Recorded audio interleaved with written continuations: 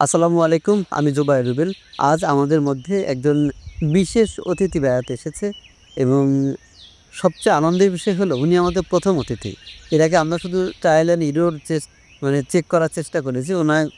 উনি আসার পরেও অনেকগুলো ট্রায়াল অ্যান্ড এরর আমরা খুঁজে পাচ্ছি। তিনি একজন সঙ্গীত শিল্পী। আমরা আমরা বলতে পারি আমরা যারা আমাদের যে বয়সটায় মনের মধ্যে প্রেম চলত, যেই বয়সটায় মনের মধ্যে এই তারুণ্যের ভাব ছিল, সেই সময়কার শিল্পী। তাদের গান শুনে আমরা আমরা প্রেম শিখেছি, আমরা রোমান্টিকতা বুঝেছি। তো সেই গানগুলো আমাদের মধ্যে এখনো বিশেষভাবে নাড়া দেয়। আমাদের মধ্যে সেই প্রিয় শিল্পী মিলন মাহমুদ আজকে এসেছেন। আমরা পেয়ে খুবই আনন্দিত। আর জানতে চাই কেমন লাগছে? প্রথমত আপনাকে ধন্যবাদ। দর্শক, আপনারা যার কথা শুনলেন তার নাম হচ্ছে মিস্টার জুবায়ের, সুখের খামারের ওনার। উনি যেভাবে কথা বলছিলেন তাতে করে মনে হচ্ছিল যে উনি শেষ বয়সে চলে এসেছেন। আর যার কথা বলছেন তিনি অলরেডি শেষ বয়স পার হচ্ছেন প্রায়। কিন্তু আমি নিজেকে এখনও অনেক এনার্জেটিক মনে করি এবং আমার অনেক জুনিয়র আমার minimum 10 years junior than me. So আমরা ধরেই নিব যে স্টিল উই আর ক্যারিং তারুণ্য। যেই তারুণ্যের কথা বলা হচ্ছে আমরা এটা এখনও বহন করছি। আর ওনার প্রশ্নটা ছিল যে কেমন লাগছে। তো আমার প্রথম অনুভূতি যেটা হলো, এখানে এসে গেটে যখন আমি দাঁড়ালাম তখন ওনারা আমাকে ফুল দিয়ে বরণ করলেন। সেই সাথে আপনারা দেখতেই পাচ্ছেন স্বপ্ন এলো বাড়ি, স্বপ্ন এলো বাড়ি, মানে স্বপ্ন যাবে বাড়ি। সেখানে ওনারা লিখেছেন স্বপ্ন এলো বাড়ি। আমি যেহেতু স্বপ্ন যাবে বাড়ি গানটি গেয়েছিলাম, সো যেহেতু আমি এসেছি ওইখানে ওনারা স্বপ্ন এলো বাড়ি বলেছেন। তো এই বিষয়টা, এই যে আপ্যায়ন করবার যে একটা ইউনিক পদ্ধতি, এই পদ্ধতিটা আমাকে অনেক মুগ্ধ করেছে, যে কারণে আপনাকে অনেক ধন্যবাদ। শুকরিয়া। আর সুখের খামারের যে গেস্ট হাউস কিংবা আপনাদের যে অ্যারেঞ্জমেন্ট, এখানে একটা বিষয় সব বিষয়কে ছাপিয়ে গেছে। যে বিষয়টা হচ্ছে আন্তরিকতা। যেন আমি আমার গ্রামের বাড়িতে এসেছি এবং সেখানে আমার মা আমাকে রিসিভ করছেন।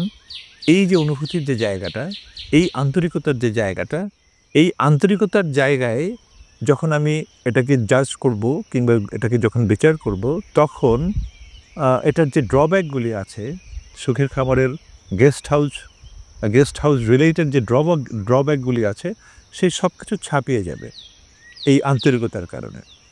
দেন এগেইন আমার কাছে ভালো লেগেছে যে গেস্ট হাউসের যে এলিমেন্টস সব হচ্ছে মাটির, প্রধানত মাটির ঘর।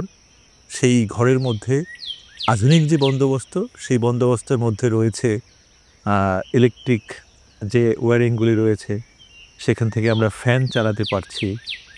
এসির অ্যারেঞ্জমেন্ট এখনও করেনি, বাট হয়তো বা ফিউচারে এসির অ্যারেঞ্জমেন্ট করবে। অনেক বেশি পরিশীলিত হবে, অনেক বেশি ইকুইপড হবে, অনেক বেশি প্রিসাইজড হবে।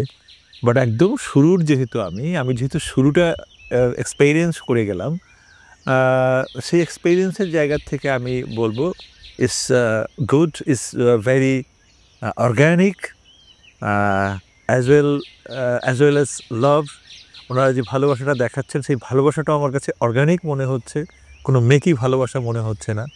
সো সব কিছু মিলিয়ে জুবায়ের ভাই, থ্যাংক ইউ ভেরি মাচ। এবং আপনার সুখের খামারের জন্যে আমার খুব বেস্ট উইশেস থাকবে। আমি ওনাদের প্রজেক্টও ঘুরে দেখলাম, যেখানে ওনারা 30টার মতো এখন গরু আছে মনে হয়, রাইট? তো 30টার মতো গরু ওনারা পুষছেন, সেই সাথে কিছু মুরগি ওনারা বড় করছেন, কিংবা এই ধরনের যে অ্যারেঞ্জমেন্টগুলি, এই অ্যারেঞ্জমেন্টগুলি ওনাদের আছে। হয়তো বা আমি পুরোপুরি বর্ণনায় গেলাম না, বাট অ্যাগ্রো বেসড যেই খামার, সেই ধরনের একটা খামার হচ্ছে সুখের খামার। তো all the best, all the very very best Zubair ভাই। আপনাদের সাথে আপনার ওয়াইফ যিনি আমাদের মীনা ভাবিও আমাকে যথেষ্ট আপ্যায়ন করেছেন এবং আমি আপনার এখানে এসে রান্নাও করেছি। সেই রান্নার সাথে মীনা ভাবি, তারপরে আমাদের মিম যথেষ্ট অ্যাসিস্ট করেছেন।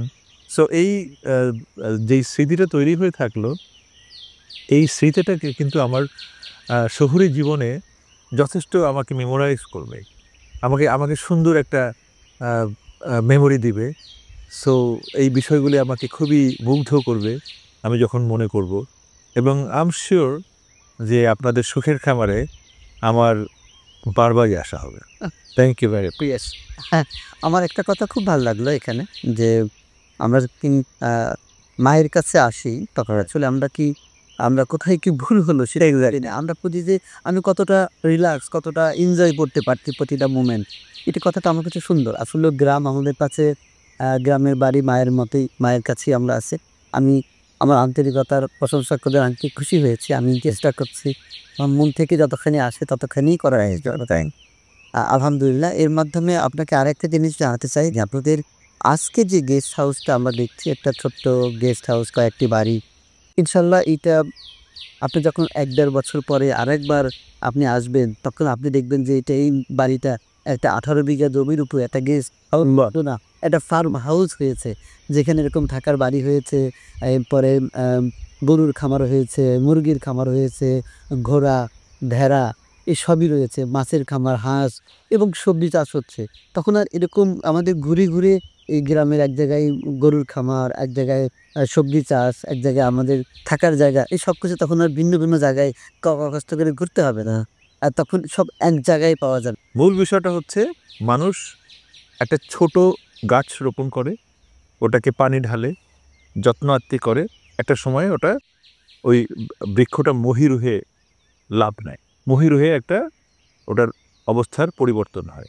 সো সুখের খামার এখন একটা ছোট বৃক্ষ আমি ধরে নেই, এই বৃক্ষটা একটা সময় অনেক বড় হবে, সেই বৃক্ষের ছায়ার নিচে আরও ছোট ছোট বৃক্ষ জন্মাবে, ওখানে মানুষ যে গাছের ছায়ায় বিশ্রাম নেবে, এই অবস্থায় যাবে। So all the very best সুখের খামার। সুখের খামারের জন্য আমার অনেক অনেক শুভকামনা। Thank you, thank you.